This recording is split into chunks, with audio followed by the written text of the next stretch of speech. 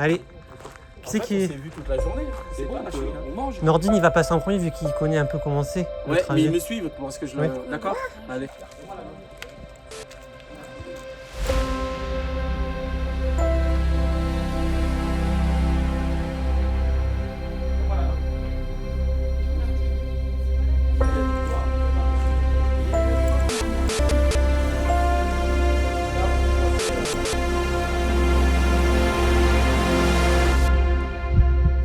Moi, c'est la question du choix. Moi, je pense qu'on n'en fait pas souvent des choix. Et que c'est pour ça qu'il faut être à plusieurs avant de prendre une décision, d'exposer les choix et de les confronter avant de prendre une décision qui concerne la vie des autres. Ouais, mais les décisions, les choix que tu fais là, à l'instant T, peut-être qu'ils seront plus valables aussi. Si tu commences à réfléchir de cette manière, peut-être dans une demi-heure ou dans 2 jours ou dans 3 jours, ils seront plus valables. Donc tu vois, il faut tout le temps être perpétuellement en train de... Mais dans une expérience mentale que j'ai essayée qui m'a rendu fou. Fou dans le sens où j'ai pas pu vraiment la creuser, c'est d'imaginer que j'avais ce pouvoir. Tout à l'heure tu disais je vais dans une grotte, c'est un truc auquel j'ai pensé dans ma tête. Mais il n'empêche qu'au début, tu es une personne qui prend des décisions, qui fait des choix. C'est ça. Les choix après on en fait moins, on les laisse plus. Moi je les laisse plus faire leurs propres choix ou prendre davantage le temps de discuter de certains choix que j'aurais aimé qu'ils prennent, Tu t'aurais aimé qu'ils prennent. Pas aimé qu'ils prennent, mais qu'ils prennent seuls en fait. Après, la bonne porte d'entrée, c'est pourquoi on fait certains choix.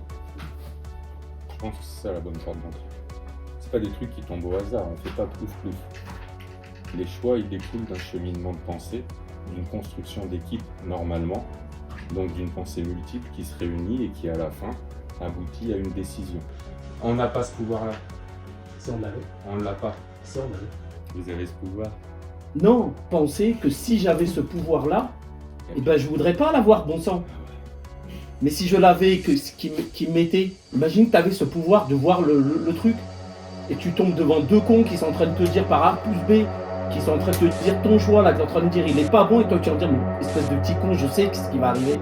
Mais ça tu peux pas, parce que si tu nous le dis, on va te rigoler au nez. On va te dire, mais toi t'es taré. Tu saisis le délire? Oui, c'est très bien. Eh ben c'est ça. Quand je disais, imagine que tu as ce truc-là. Quelle malédiction. Merci. Mais Nordine, avant de répondre à ce que c'est le choix, moi je reviens sur cette question, est-ce qu'on fait des choix? Et est-ce qu'on en fait? Est-ce qu'on fait vraiment des choix? Oui. Ou est-ce qu'on n'est pas dans le défilement d'un truc dans lequel on est posé là et finalement sur lequel on n'a aucun contrôle? Et on se donne l'illusion de choisir, de prendre des positions, des décisions. Est-ce que c'est réel? Mais est-ce que le choix, c'est pas justement ça, de ne pas avoir un contrôle? Merci. Donc ton histoire de grotte, elle me parle exactement, ton histoire de grotte. Mais c'est pas que l'histoire de grotte, tu sais ce que j'ai imaginé? Tu sais vraiment ce que j'ai imaginé? Au-delà de me flinguer, c'est de me flinguer les oreilles et les yeux. De ne plus voir et de ne plus entendre. On n'a pas le pouvoir, on n'a pas le pouvoir, par nos décisions, d'orienter la suite du film. Moi, je connais le truc, si on l'avait. Et si on l'avait? Ce serait dangereux. Et si on l'avait? Si on pensait l'avoir, ce serait dangereux.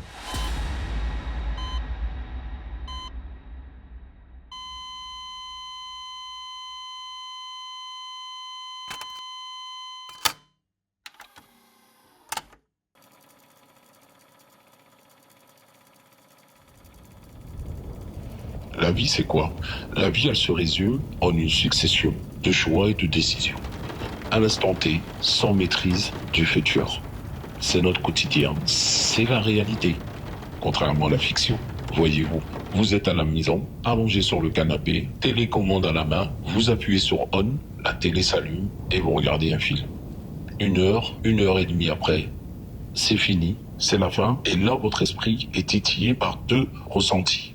Le désir de pouvoir changer des scènes, des actes, et le regret de ne pas pouvoir le faire, et le regret de ne pas avoir le pouvoir de le faire. Un peu débile, c'est une fiction. Il y a un début, il y a une fin, et entre les deux, tout est planifié à la seconde et au millimètre. Eh bien, on veut que ça change. Et le changement, c'est de vous proposer une expérience à la fois particulière et inédite. On vous donnera non seulement le pouvoir de décider, de choisir, mais surtout de maîtriser le futur. Vous choisirez, déciderez à l'instant T, tout en maîtrisant le futur. Donc, plus de regrets. On vous donne ce pouvoir-là, mais la vraie question, c'est quel usage vous en faites.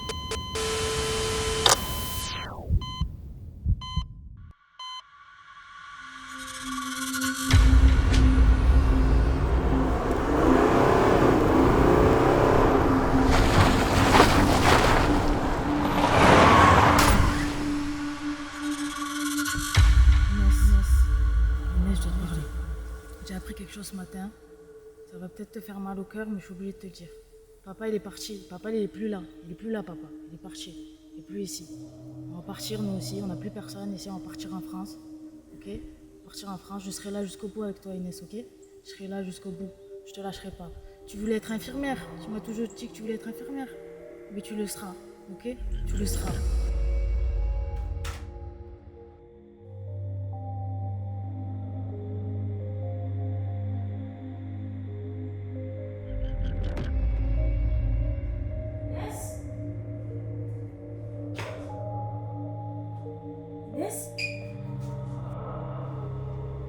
Kaina, ma sœur, tu as tenu ta promesse. Grâce à toi, je suis libre. Gwen, je te pardonne, car je sais que tu n'es que l'esclave de tes pensées sombres. Je fais de ce geste la clé, qui te libérera de tes chaînes maléfiques.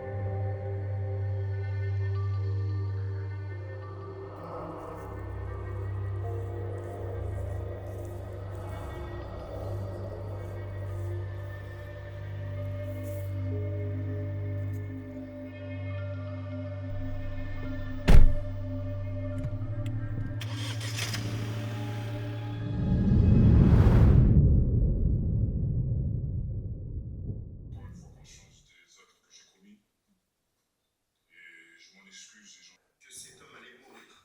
S'il n'arrêtait pas les coups, il allait mourir. Monsieur m'a toujours mis en joue, je m'avançais vers lui, il me disait recule, je vais te buter, recule, je vais te buter, recule. Sous notre habit, nous sommes des hommes, avec des cœurs. Un fantôme de 5 ans d'emprisonnement avec un maintien en détention. La prise de conscience par l'enfermement avec le dispositif en tout cas de soins qui existe.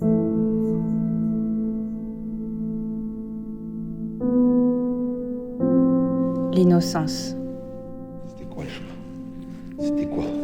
Elle façonne notre faculté à croire que les histoires ont un début clair. C'était plus fort que moi. Et une fin heureuse. Il y avait quoi comme solution? Il y avait quoi? Qu'il suffit d'avancer Coincé, putain. J'étais coincé. pour que la lumière dissipe les ombres.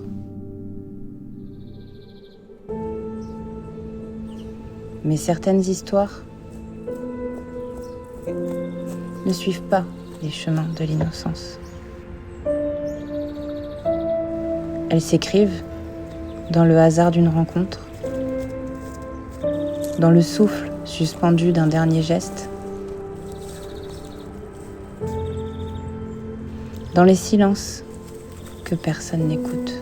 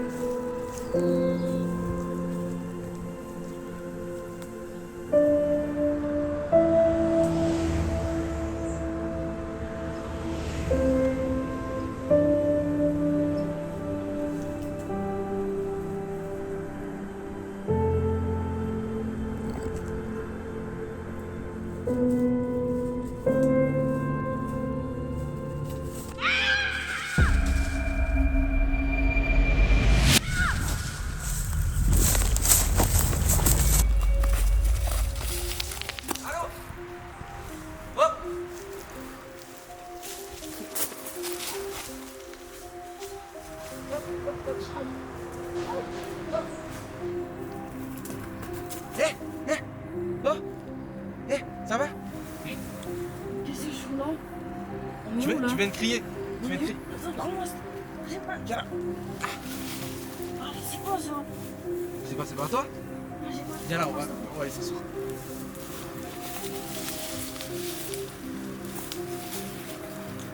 T'es qui toi? Je t'appelle comment? Oh, c'est Junior. Toi? Oh, c'est Kaina. C'est quoi ça? J'en sais rien. Qu'est-ce que tu faisais?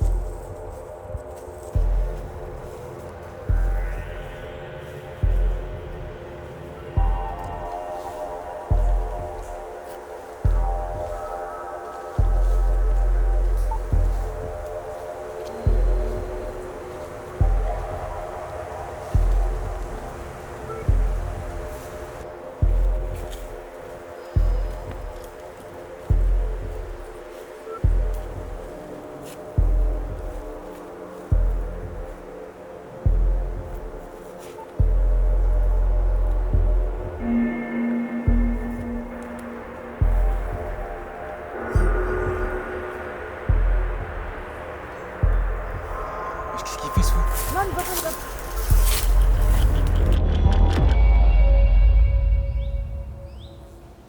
Mon histoire, elle, ne commence ni bien ni mal.